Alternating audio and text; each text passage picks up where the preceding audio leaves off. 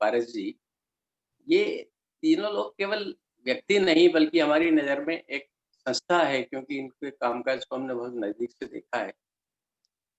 और निखिल जी के साथ शंकर जी तो इस सूचना के अधिकार के लिए जो 1 डेढ़ दशक तक आंदोलन चला, उसके प्रमुख चेहरा रहे हैं, पोस्टर बॉय उनको कह सकते हैं। उनकी गाँव ग्रामीणों तक अपनी बात पहुँच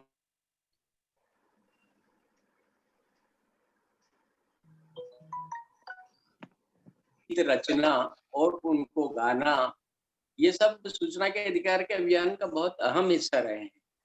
और जन सुनवाई, ये बात तो हमने जो कुछ सुना उससे निश्चित है कि जन सुनवाई और सोशल ऑडिट पारदर्शिता और जवाबदेही सुनिश्चित करने का बहुत कारगर ज़रिया है, बहुत ताकतवर ज़रिया है। और यही नहीं बल्कि ये दोनों माध्यम जन सुनवाई और सोशल ऑडिट, ये लोगों को भ्रष्टाचार और तमाम अनियमितताओं के खिलाफ, कुशासन, कुप्रबंधन के खिलाफ एकजुट करने का भी एक ज़रिया है। ये एक एडिशनल लाभ है, जो मज़दूर किसान संगठन शक्ति संगठन ने राजस्थान में करके दिखाया है। और इन्हीं लोगों के प्रयासों से सरकार को भी, जैसा अभी बताया गया है, कई क्षेत्रों में सोशल ऑडिट के कांसेप्ट को कानूनन स्वीकार करना पड़ा। मूलतः 1994-95 में राजस्थान में न्यूनतम मजदूरी की मांग को लेकर संघर्ष कर रहे मजदूर किसान संगठन ने जन सुनवाई शुरू की थी। सबसे पहली पाली जिले के कोट किराना गाँव में 1994 में, और उसके बाद 4 और सुनवाइयाँ हुई।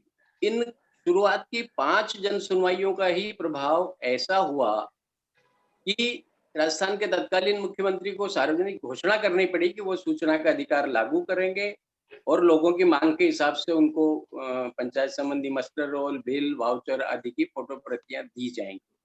ये केवल शुरू की 5 जन सुनवाइयों को इतना प्रभाव पड़ा।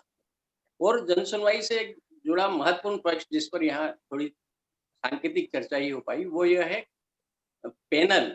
जन सुनवाई का जो निर्णायक मंडल बनता है, वो एमकेएसएस ने ध्यान रखा कि बहुत प्रतिष्ठित लोगों का हो। जैसा निखिल भाई ने बताया कि शुरू में सरकारी अधिकारी जैसे रीवा में नहीं आ रहे हैं, वहां भी नहीं आते थे राजस्थान, लेकिन उस जन सुनवाई को प्रामाणिकता और विश्वसनीयता देने के लिए इन लोगों ने बहुत प्रतिष्ठित लोगों का निर्णायक मंडल हर जन सुनवाई में बिठाया, जिसमें प्रभाष जी जोशी, अजित भट्टाचार्य जी, भारत डोगरा, प्रशांत भूषण जी, जस्टिस सावंत, पूर्व प्रधानमंत्री वीपी सिंह तक, ये ऐसे-ऐसे लोग उसके मंच पे बैठे, उनके सामने सारे पक्षों ने अपनी बात रखी और उन्होंने उसपे निर्णय दिया। तो उन निर्णयों का शासन पे भी बहुत असर हुआ और जनता में भी बहुत अच्छा मैसेज गया। तो ये बहुत ज़रूरी कि हम हर जन सुनवाई के पैनल में बहुत गणमान्य लोगों को, प्रतिष्ठित लोगों को जोड़ने का प्रयास करें। एक जन सुनवाई में जो उदयपुर जिले में हुई थी, वहीं वीपी सिंह जी का ससुराल था, वो आए हुए थे। निखिल भाई, अमृता अरुणा राव जी आदि को मालूम पड़ा कि वो लोग वो ससुराल आए हुए हैं, तो उनको आमंत्रित किया कि आप जन सुनवाई हम कर रहे हैं, आई उसमें पधारिए। तो वो सहर्ष आए और उन्होंने उस जन सुनवाई में आते ही पहली बात ये कही कि जन सुनवाई बहुत अच्छा कंसेप्ट है, ये होनी चाहिए और इस देश में यही तो नहीं हो रहा है, कोई सुनवाई नहीं होती लोगों की। इसलिए ये बहुत कारगर तरीका है, इसको आगे बढ़ाया जाना चाहिए।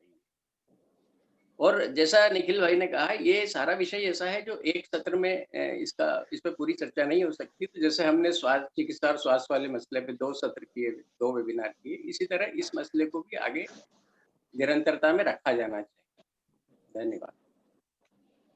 बिल्कुल सर, धन्यवाद। इसको अभी आगे बढ़ाया जाएगा और मुझे खुशी है यह बताते हुए कि अगले कार्यक्रम में हमारे बीच में मैडम सौम्या किदाम्बी जी आएँगी और वो अपना मार्गदर्शन देंगी। सोशल ऑडिट और जन सुनवाई के विषय में उनके कैसे अनुभव रहे हैं और उनकी पूरी टीम ही रही है। मज़दूर किसान शक्ति संगठन के साथ वो 8 साल कार्य कर चुकी हैं। हमारे बीच में निखिल डेसर जी हैं, शंकर सिंह सर हैं। तो अच्छी तरह जानते हैं कि उनके साथ वो काम भी कर चुकी है। SSAAT करके एक ऑर्गेनाइजेशन है जिसमें वो इस समय आंध्र तेलंगाना सरकार के लिए काम कर रही हैं और उनसे बात हुई है। और इसके बाद हम निखिल डे सर से थोड़ा-सा इसमें मार्गदर्शन लेना चाहेंगे। सर, अगले कार्यक्रम अगले संडे 13 दिसंबर में क्या समय मिल पाएगा? मैं कोशिश करूंगा, लेकिन हमारे लोग जुड़ते रहेंगे। आपसे भी हम प्रेरणा ले रहे हैं, ये आपके हर संडे वाले से हम कुछ राजस्थान में चालू करेंगे, लेकिन हम सबकी तरफ से बहुत बहुत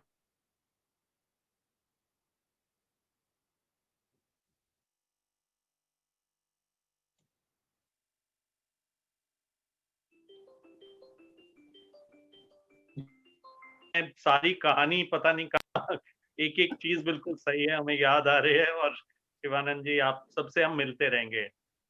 भास्कर जी, धन्यवाद sir. Thank you, thanks lot.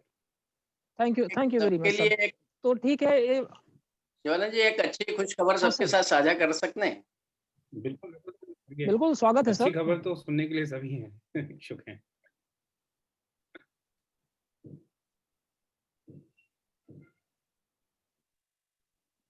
Atmadeep जी, आपकी आवाज शायद कहीं, मुझे लग रहा है कुछ नेटवर्क इशू हो गया है। हाँ, वीडियो भी Freeze हो गया है। ऑफ हो गया है सर। तो मैंने इनफैक्ट कुछ हम लोग कोशिश कर रहे हैं, मैंने आज एक ट्वीट भी किया है, और ट्वीट में मैंने आप सबकी राय मांगी है कि जो जैसे जो दिव्यांग होते हैं, विकलांग जो रहते हैं, शारीरिक रूप से अक्षम है और कोई परेशानी है, या फिर जो निरक्षर लोग जो हैं, जिनको पढ़ने लिखने में दिक्कत है, तो उनके लिए हम लोग द्वितीय अपील के समय, क्योंकि एक्ट में जो प्रावधान है वो असिस्टेंस का है, वो पीआईओ असिस्टेंस देते हैं, वहां तक तो ठीक है, लेकिन मैंने देखा कि सूचना आयोग में ऐसी कोई व्यवस्था नहीं है जहां पर जैसे महिला